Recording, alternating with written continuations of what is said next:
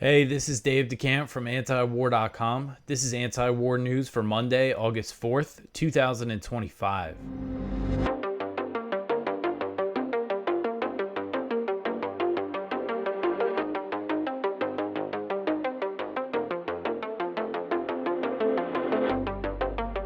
All right, the first story at the top of antiwar.com today. Israel is preparing to escalate in Gaza, and this, of course, is never good news. So the Israeli military is drawing up plans to escalate its genocidal war in the Gaza Strip that will soon be presented to Israeli political leadership.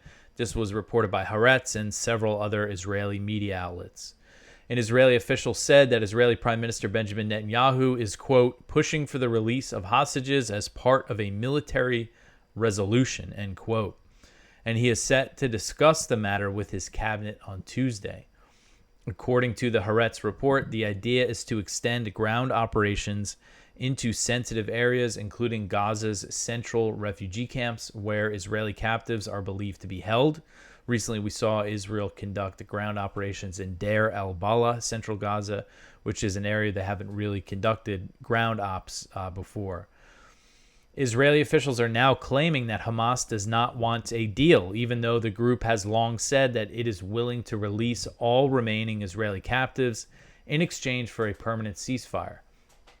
Officials are pointing to Hamas's denial of a claim by U.S. envoy Steve Witkoff. So essentially, over the weekend, Steve Witkoff was in Israel, and he said that Hamas has said it's willing to disarm in exchange for a ceasefire deal. Hamas denied that. They said that the only way they will disarm is if an independent Palestinian state was established. I've previously seen them say that they would disarm if there is a Palestinian authority, not the Palestinian Authority in the West Bank, but if there was some sort of Palestinian governing body with a military force that could take its place. So that's kind of long been their position, but now their Israeli officials are saying, see, Hamas doesn't want a deal. We have no choice here but to escalate. Witkoff was in Israel on Friday and Saturday and met with family members of Israelis still being held in Gaza. He told them that President Trump no longer seeks a temporary ceasefire deal, but wants a comprehensive one that will free the remaining 20 living Israeli captives. However, Netanyahu has not shown interest in a deal, and there's no sign that Trump is willing to put any pressure on him. The family members of Israeli captives in Gaza, they want a diplomatic solution, and they are against military escalation. The Hostages and Missing Families Forum has criticized the reported plans for the expansion of military operations, warning that, quote, expanding the war endangers the lives of the hostages who are already in immediate danger of death, end quote. Netanyahu claimed on Sunday that the videos of two emaciated Israeli captives released by Hamas and Palestinian Islamic Jihad show that Hamas does not want a deal, and he vowed that he would work to eliminate the Palestinian group. For its part, Hamas insisted that the Israeli prisoners eat what our fighters and our people eat, and said that the Red Cross could deliver aid to them if Israel permanently opened humanitarian corridors and halted airstrikes during aid delivery. So if you saw over the weekend, both Palestinian Islamic Jihad and Hamas released videos of two different Israelis, I believe, who are both Israeli soldiers being held in Gaza, and they looked very emaciated. It was kind of their response to, what Hamas said is they eat what our people eat. That's kind of been their message. In one of the videos, one of them started digging a hole and was saying that he was digging his own grave. So, of course, Netanyahu and all the hawks are jumping on these videos to escalate, and then the family members are saying, let's make a deal. These videos show that we should make a deal. But it seems like, I would think Trump and Witkoff could probably be convinced to support an Israeli escalation here. That just seems to be what is in the air. I don't think they're going to put any pressure on Netanyahu to go the diplomatic route at this point. So Israel has been under significant international pressure to allow more aid into Gaza as Palestinians are starving to death due to its blockade. The Haaretz report said that the U.S. and Israel appear to be moving toward expanding Gaza Humanitarian Foundation, GHF, distribution points in North Gaza, which would require Israel to occupy more territory. So nearly 1,000 Palestinians have been killed by the IDF near GHF sites, according to the UN. And we've seen a whistleblower, Anthony Aguilar, a retired U.S. Army Green Beret who worked at the GHF sites.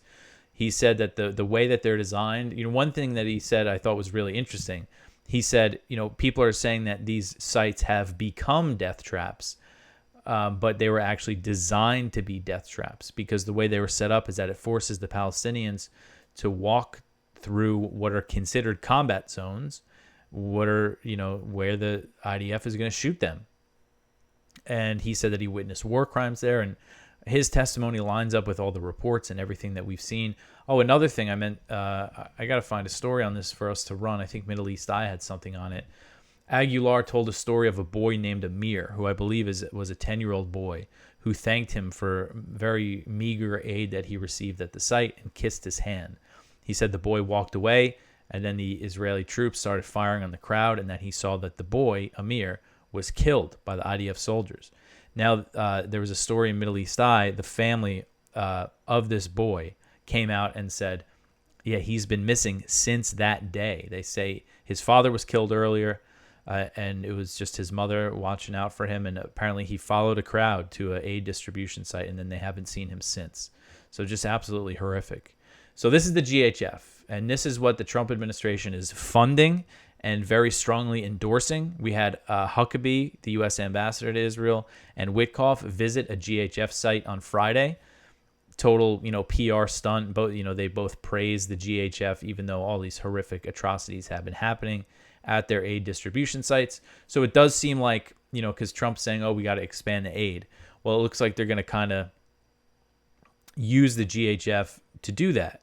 So, this isn't real humanitarian aid, obviously. I don't even need to say that.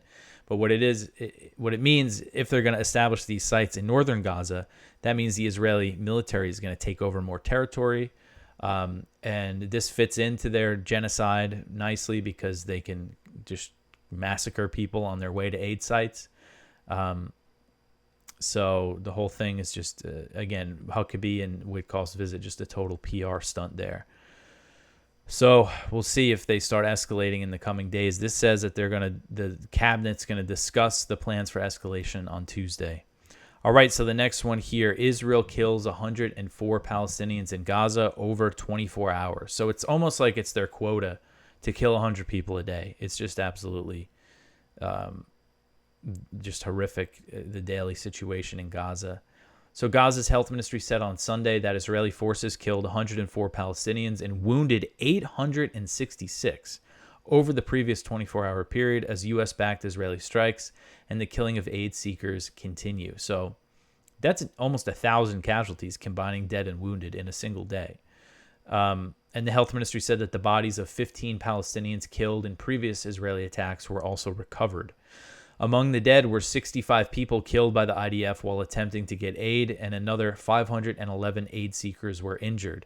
The Associated Press reported that at least 33 seeking aid were killed by Israeli forces on Sunday, including 11 while they were on their way to a GHF site in Khan Yunis, southern Gaza. We see pictures like this coming out every day. This is in northern Gaza, in Beit Lahia. So Israel has allowed, a trickle of aid, slightly more aid to enter. So more aid trucks have been entering northern Gaza. So we've seen aid massacres there when people are walking to the trucks. And we see these pictures. I believe this guy is alive, who was wounded while trying to get aid. But we've seen all these pictures of them carrying back dead bodies from the aid trucks or wherever they were trying to get aid. And other Palestinians, as I said, were killed while trying to reach UN aid trucks in northern Gaza. So the health ministry's numbers, since the GHF began operating, at least 1,487 Palestinians have been killed while trying to get aid. I mean, that's just a huge number. And it's mostly It's about 1,000 people trying to get aid near the GHF sites, and almost 500 now being killed on their way to UN trucks. And we've seen that number increase as they've allowed more trucks to enter northern Gaza. And Israeli strikes on Sunday included the shelling of an office that belongs to the Palestinian Red Crescent, and at least one PRCS staff member was killed in the attack. There was also heavy Israeli strikes in Gaza City on Sunday, and at least 22 bodies were recovered from several neighborhoods in Gaza City. All right, so the next one here, 16 more Palestinians starved to death in Gaza. So hospitals in the Gaza Strip have recorded 16 more malnutrition deaths due to the U.S.-backed Israeli siege over the past 3 days. So this is 3 days worth. And this is according to press releases from the Gaza Health Ministry. In its latest release on Sunday, the Health Ministry said that 6 Palestinians had starved to death over the past 24 hours and said all the dead were adults. The ministry wrote on Telegram, quote, "This brings the total number of victims of famine and malnutrition to 175, including 93 children," end quote. Among the Palestinians who starved to death over the weekend was Atef Abu Katir, a 17-year-old who died in the Al-Shifa hospital in Gaza City on Saturday. According to Al Jazeera, his family said he had no previous medical conditions before he was hospitalized for malnutrition, and once he was hospitalized, treatment did not help him. And this is a picture of his body. About a week before Abu Katir's death, Aid Abu Katir, the boy's father, told the New York Times that he was not responding to treatment. He said, quote, "I feel helpless. We lost our income in the war. Food is unaffordable. There is nothing," end quote. And what's really infuriating is that this quote from this boy's father was from that New York Times story. If you were following, they issued a, not even a correction, they added an editorial note that one of the boys' pictures in here was a boy who had cerebral palsy. And all of the Israel defenders, made such a huge deal about that the New York Times didn't mention that he had cerebral palsy. But if you actually read the article, which, here it is, it gets into that, how people are dying, with pre-existing medical conditions are the first to go. The children, the elderly, the most vulnerable are the first to go, and that's what they're seeing die. But it also says, and according to a doctor in Gaza, and we've seen other reports about this, that people without previous medical conditions are also dying of starvation. But everybody, they're all just kind of, nitpicking the fact that this one boy, his picture in here, this boy, did not say that he had cerebral palsy. Well, I have known children with cerebral palsy, and they do not look like this. If they have access to food, this doesn't happen to them. So it's, the way that they frame it is it's like he's in this condition because of his medical condition. No, he's in this condition because he's being starved by Israel. Sometimes I wonder if I should even give those, people the time of day, but it seems like it works on people, the propaganda. All right, so the next one here, Ben Gvir leads settler raid on Al-Aqsa Mosque. This article is from Middle East Eye. So Israel's far-right National Security Minister Itamar Ben Gvir led hundreds of settlers in storming Al-Aqsa Mosque complex on Sunday, where they loudly performed Jewish Talmudic prayer under a heavy police guard and attempted to antagonize Muslim worshippers.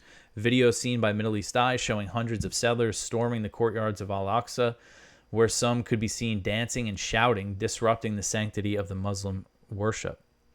The status quo in Jerusalem has long maintained that Jewish prayer is forbidden on the raised plateau in occupied East Jerusalem's Old City, where Al-Aqsa Mosque stands. However, over the past century, Zionist groups have repeatedly violated the fragile arrangement, launching unprecedented attacks on one of Islam's holiest sites. Residents in Jerusalem's Old City told Middle East Eye that before and after Ben Gvir's raid, the area had come to resemble a military base due to the many checkpoints that had been set up and the heavy Israeli security presence. This is very provocative. I mean, Ben Gvir has done similar things, but this seems to be the biggest and most provocative one that he's done. And, settlers have done things like this, but this is an Israeli minister, the Minister of National Security, the head of the Israeli police, who does these stunts. So this really raises the tensions in the area. And of course, the Al-Aqsa Mosque is where they believe the temple was once stood. And, a lot of the messianic, Ben Gvir types, the Kahanists, they want to rebuild the temple there. And that would involve, obviously, tearing down the Al-Aqsa Mosque. And then there's the Christian Zionists who believe that would bring the end times, and they want to help Israel do that. So, of course, that's all in part of this whole flashpoint in East Jerusalem. All right, so the next one here, another U.S. citizen killed by Israeli settlers in the West Bank. This one is from Al Jazeera. The family of a United States citizen who was killed in a settler attack in the occupied West Bank is calling on the administration of President Donald Trump to open its own investigation into the incident. Relatives of Khamis Ayad, 40, who died in the town of Silwad, north of Ramallah on Thursday, confirmed on Friday that he was an American citizen and called for justice in the case. Ayad, a father of 5 and a former Chicago resident, was the second U.S. citizen to be killed in the West Bank in July. Earlier that month, Israeli settlers beat 20-year-old Saifollah Musalet to death in Sinjil, a town that neighbors Silwad. Standing alongside Ayad's relatives, William Asfour, the operations coordinator for the Chicago chapter of the Council on American Islamic Relations, Carr described the killing as a murder. So again, they're calling for a U.S.-led investigation. The same thing with, what happened with Musalet, who was murdered by an Israeli settler earlier in July. And he was visiting, so he's born and raised in Florida, and he was visiting in family in the West Bank when he was killed. And we saw Mike Huckabee put out that statement calling it murder and terrorism and said Israel should aggressively investigate it. But the family was calling for a U.S. investigation. And that's what this family's doing, the same thing. So apparently what happened here, the settlers attacked the town and they torched cars outside his home on Thursday. This is last Thursday. And he woke up to put out the fire, but then the Israeli army showed up at the scene and started firing tear gas in his direction. The family believes that he died from inhaling tear gas and smoke from the burning vehicles. So, this settler violence has just been completely out of control. And, it doesn't seem like anything's changing here, despite all these incidents getting a lot of attention. All right, so the next one here, Ukraine wants the U.S. to strangle the Russian economy.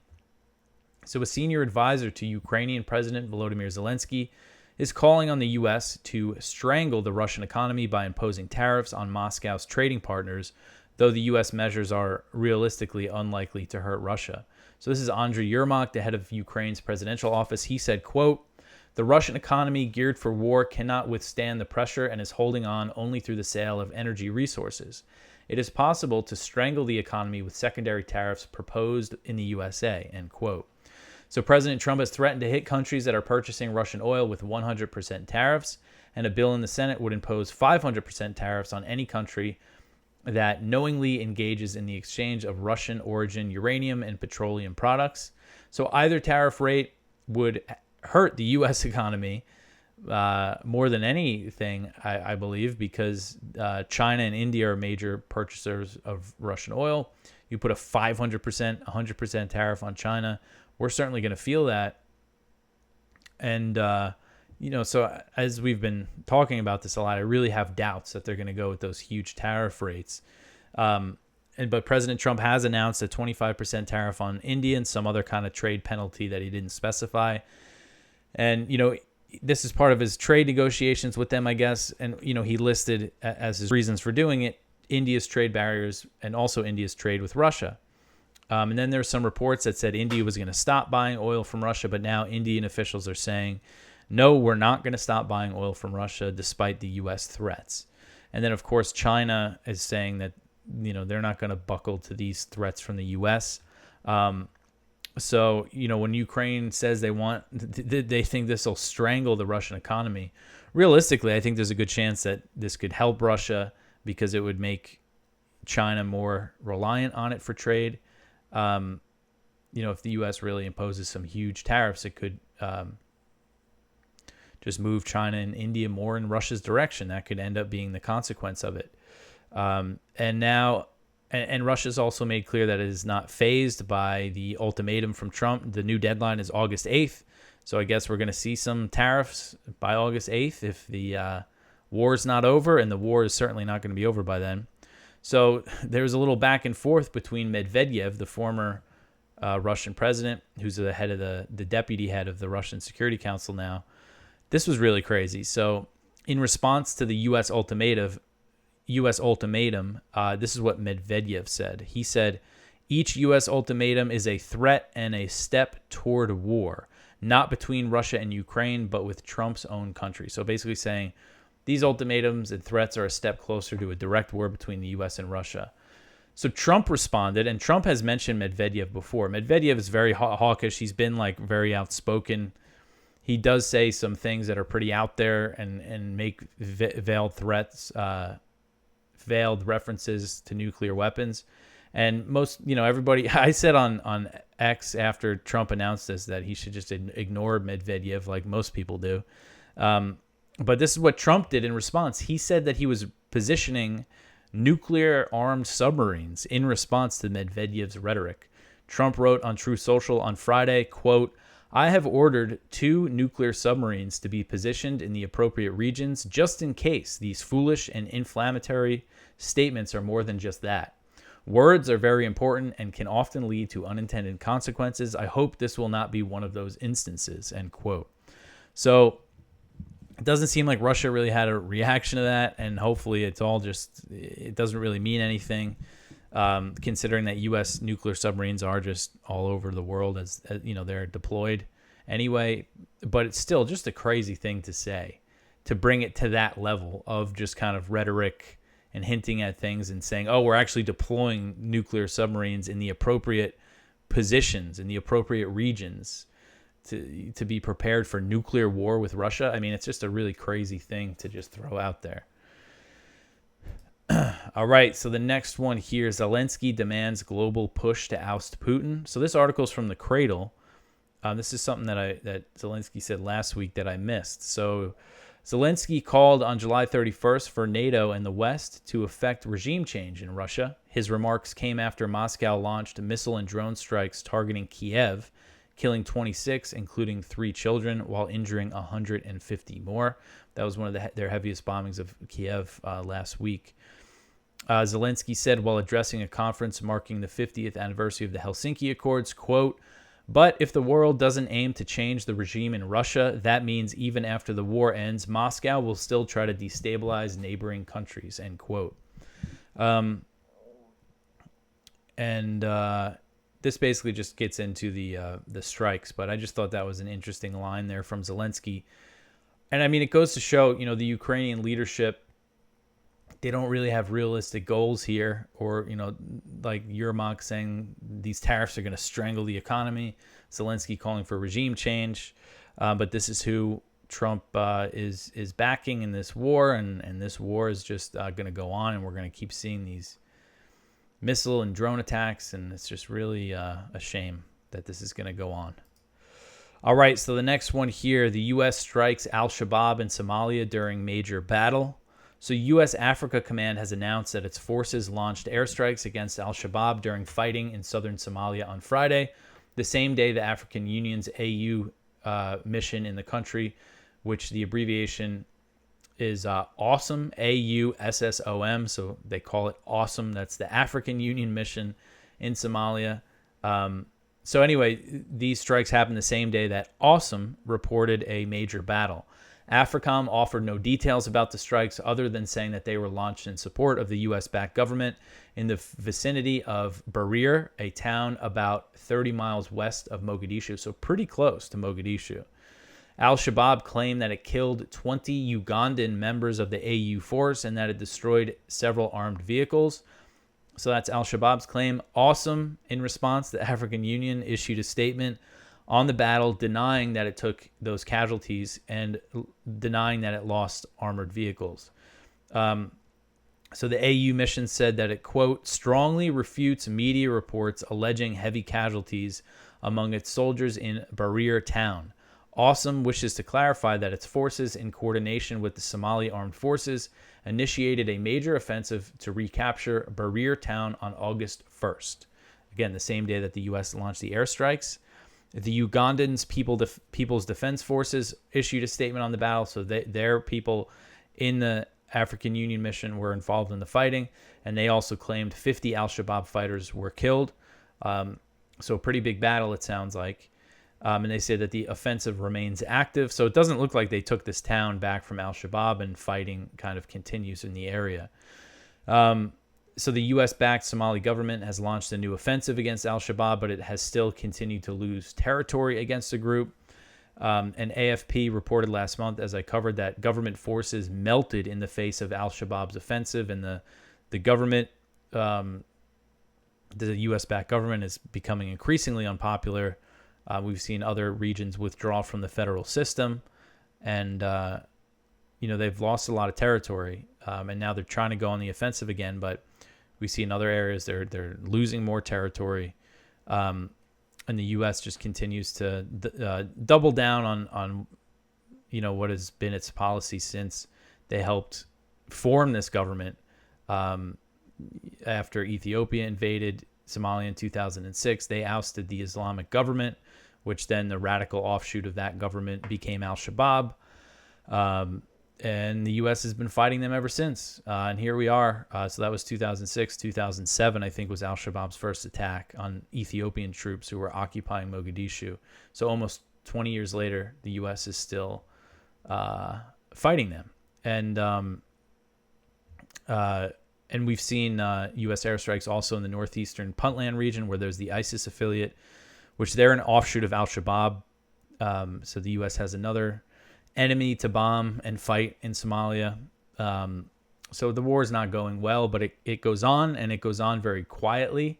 I usually don't like headlines that say, like, the U.S. is bombing Somalia quietly, because, maybe it's quiet to us, but it's just not quiet to the people being bombed. So it seems like a silly word, but nobody, maybe I stress this point too much, but this gets like zero coverage. There's no like day-to-day coverage of the U.S. air war in Somalia, besides antiwar.com and U.S. media. And there's an organization called New America. They have like a counter for the U.S. airstrikes, but they're not like writing up reports on it. But anyway, so the count. So what's the count now? So I'm going to ask AFRICOM for an update, see if they get back to me on their like number of airstrikes this year. So in this press release, they said they launched airstrikes. It was not plural instead of singular. So I counted it as 2 airstrikes. And that brings the total for this year up to 55. So the U.S. is well on the way to break the record of 63, which Trump set in 2019 in his first term. All right, so the next one here, Israeli ground raids in southwest Syria. This one is from Jason Ditz. So Israeli ground troops have carried out multiple ground raids across southwestern Syria over the weekend, including overnight raids in the Quneitra Governorate overnight Saturday, which led to the capture of multiple suspects who have not been conclusively identified and appear to simply be local Syrians. So on Friday, Israeli troops attacked farmers near Jubata el-Khashab, first opening fire on them while they were actively farming their own land, then confiscating a tractor in the area because the tractor was trying to haul away trees within the area, which Israeli military bulldozers had recently knocked down, and 3 Syrians were captured in the incident. Israel has been engaged in deforestation in recent months in this area, and farmers have reported intermittently that that has caused problems with groundwater. And apparently the IDF, I remember early reports saying this, the Israeli military has seized control of many freshwater sources in the area, preventing irrigation. So life under this new Israeli occupation for these farmers is not going very good. And then overnight on Saturday, the IDF reported raiding at least 4 locations in Quneitra, claiming that they were targeting terrorist elements, and captured a number of additional suspects in the process. No evidence was given that those suspects were doing anything more than captured tree haulers than the people working on the farm. And, we have seen these claims from Israel, but has there been any attacks on Israeli troops? I believe there was like one instance of rocket fire like toward Israeli occupied areas of southern Syria, but they're claiming there's all these threats, but I don't think there haven't been like any real attacks on Israeli troops. And this is their big haul apparently from the area. Three rifles here and some ammunition boxes. And I have some friends that have more than that in their closet at home. So, I mean, this is not anything significant that they seized here. All right, so the last story here, the U.S. moves F-16s closer to the North Korean border. This one is from Kyle Anzalone at the Libertarian Institute. So Washington is boosting its military presence on the Korean Peninsula by creating another super squadron near the demilitarized zone. And it's a super squadron of F-16s. And the move follows North Korea saying that it will only engage in talks with the U.S. if Washington drops its demand that Pyongyang give up its nuclear weapons. So that's another thing. I don't think I went over it, but Kyle had a story on it that after the North Korea rejected talks with the South, then they said that they would only engage in talks with the U.S. if they dropped their demands for the North Korea to give up its nuclear weapons. And one strategy that the first Trump administration was considering approaching was, instead of making the talking point, the demand denuclearization of the Korean Peninsula, they were going to ask for negotiations never really got that far, but for a freeze of North Korea's nuclear program. Maybe that's a workable thing, but at least North Korea is sending some kind of signal that some talks could be possible.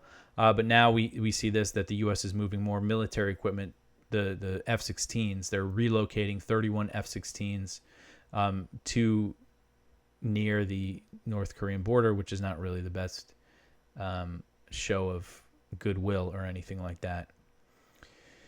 All right, so that is it for the news for today. Please go check out our viewpoints. One from Ted Galen Carpenter, climbing aboard the Titanic, Trump's new Ukraine policy. One from the editorial board of Haaretz, the Israeli newspaper, Israel is starving Gaza.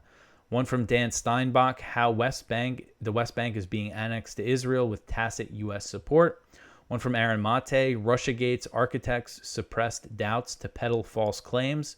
And our spotlight from George D. O'Neill Jr. over at the American Conservative, The Betrayal of the Innocents by Ted Cruz Christians. That is a very good article you should go check out, again, at the American Conservative. So that is everything for me for today. Lots of stuff in our blog, lots of stuff in the lower part of the page. Gaza stories, Somalia. There's kind of a lot of Somalia stories down there about some of the other things happening in the country. The DR Congo, there was that horrific attack on the Catholic Church there, I believe almost 2 weeks ago at this point, or maybe only a week ago, where 43 people were killed. Some stuff about that. Sudan, obviously, is horrific, and they're dealing with their own famine and cholera outbreak and things like that. So lots of other, flashpoints around the world, and I wish I could kind of cover more stuff, but I got my hands full. We focus on the wars that the U.S. is either directly involved in or funding, or, like Israel and Gaza and Ukraine and everything, or where they're directly bombing, like Somalia. That is our focus. But anyway, that is it for me for today. You could always support this show by liking, subscribing, commenting. All that stuff helps out. Follow us on social media. I will be back tomorrow with some more news. Thanks for listening.